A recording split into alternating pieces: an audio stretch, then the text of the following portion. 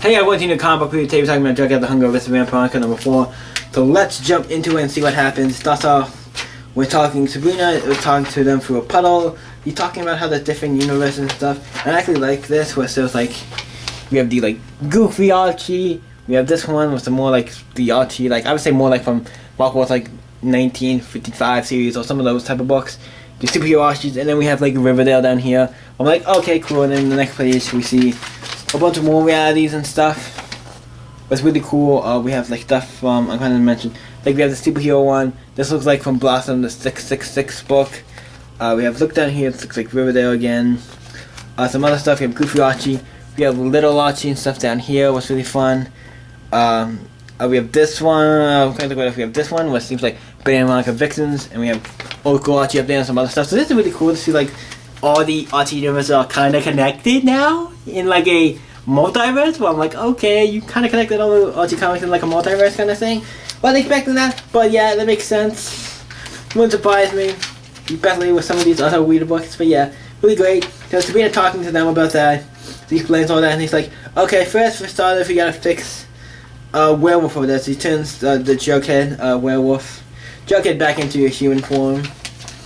And then he's like, okay, so he tells her what happens, how this all happens with this character named Jinx, who has a family, who is secretly desert worshippers. I don't think she knew any of that they were, or really believed that. Then she accidentally read some from a book, and all shit went loose, and that's how this all happened. So it's like, and then the stuff could start breaking in to Sabrina's house. It's like, shit, monsters are attacking me, or zombies. It looks like werewolf zombies, something afterlife attacking me. I gotta go. So she's gone.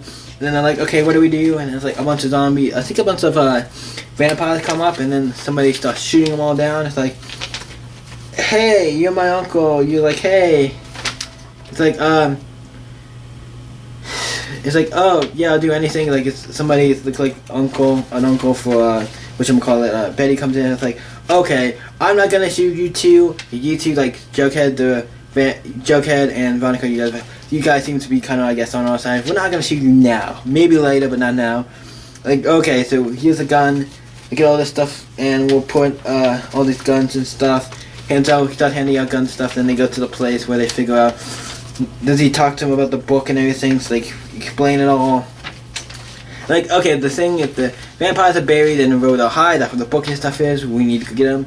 So Veronica takes a big has a sword, takes it out, cuts open the door because it's locked, and then they go in to find the book. And then we see outside a bunch of vampires are out there ready to attack and do shit. It's like, that's what to be continued. I'm like, oh shit, so next issue they're gonna have to fight a bunch of vampire stuff. This has actually been a really good book. I really love Jughead the Hunger, and I haven't read Vampironica, but this book has been great. It's a cool crossover against the two, and I've been enjoying it. The art's been great. I don't like how you have two artists on this book. So Jughead the Hunger always does this with like, it has these two artists. I'm like, I would prefer the first artist only, not because I don't like the other artists, but I was like, I prefer just one artist than two.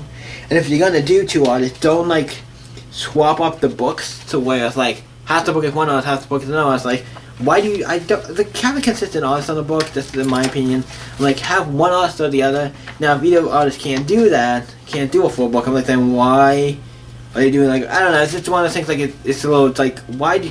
And also, when you pick two, I would pick artists who are similar, but I don't know. The point is, both artists are great. I'm not going to say like I dislike them. I just don't like how you get this entire issue in the whole book. It's like if one or two pages or something happens, or an artist can't finish, that's one thing.